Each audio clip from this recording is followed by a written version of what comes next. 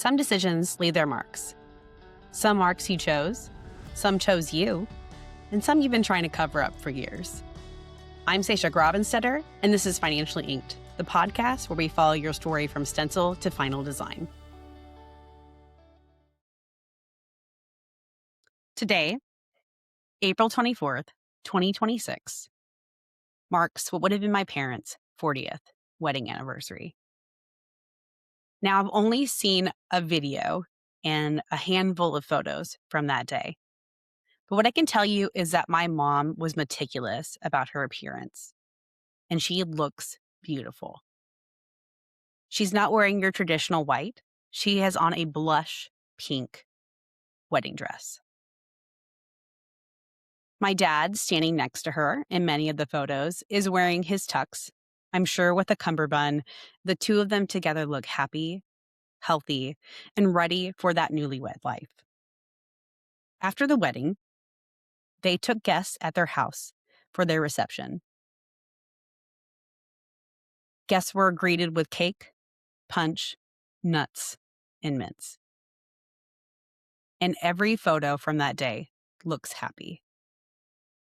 Family, friends, loved ones, cherishing the day and what it meant to all of them. But what my parents didn't anticipate was how different they grew up around money. We all have these money patterns or money beliefs, these unconscious scripts we develop in childhood that drive our financial behaviors as adults. Both of my parents each had one, and they married their complete opposite.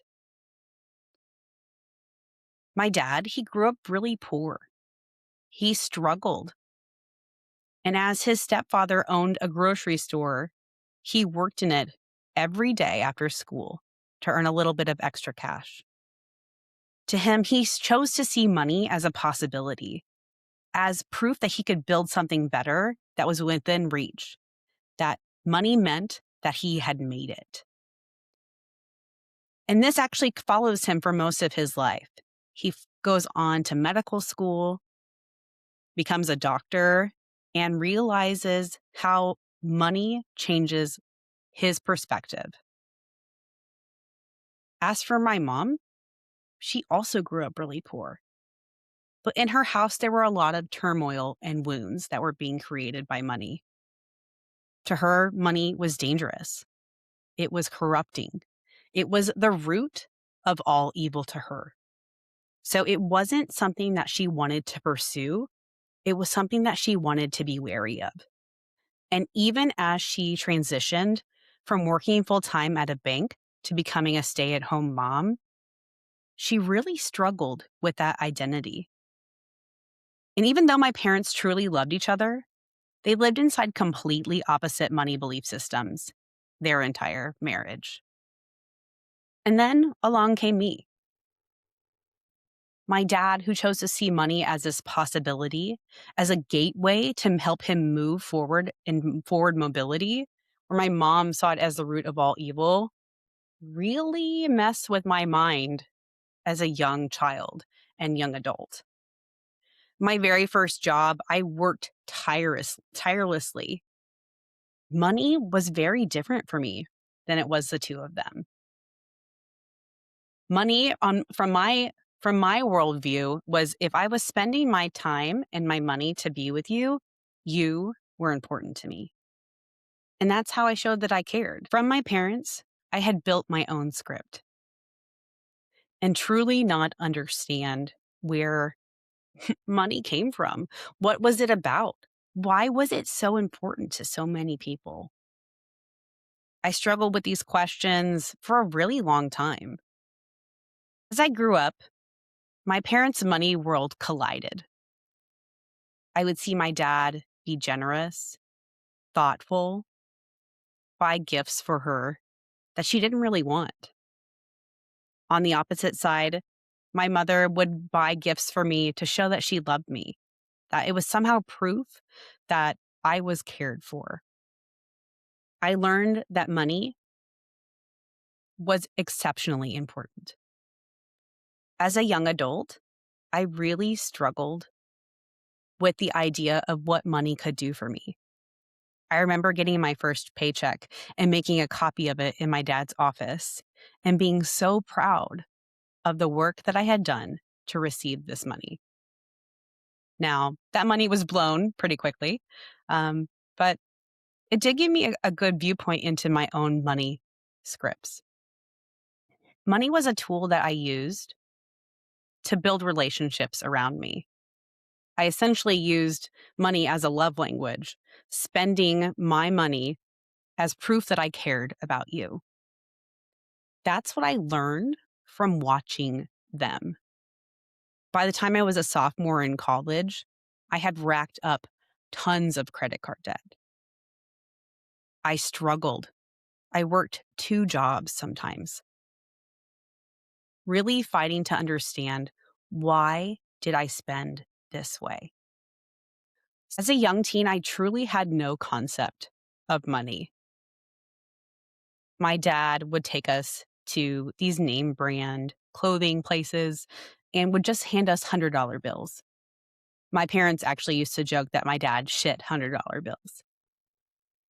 And while that's funny to say now, I really didn't understand. I remember talking to my best friend recently about this discussion where I told my dad I needed new jeans and he handed me a $100 bill. And I looked back at him and I was like, that's not enough. And she was so shocked because I had no clue what money meant and how important it was and how it impacted my relationship with my parents. Fast forward to Thanksgiving 2025. Now, on the side, I do Rover bookings. It's just some extra work for me to get, that like fun money that I'd love to have. And I definitely was feeling the effects of having all this extra fun money during that week. So outside of this apartment complex, I had just tried to take care of some cats, and there was a bunch of shops. One in particular that always catches my eye when I'm in this part of town, the Coach store. I literally told myself I was just going to go look, just go in, mostly because I had my own vintage Coach on.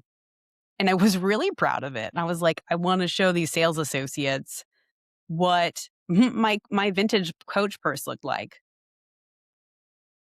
And as I roamed the store and looked around and talked to one of the sales associates, I realized that I wasn't in control of this purchase.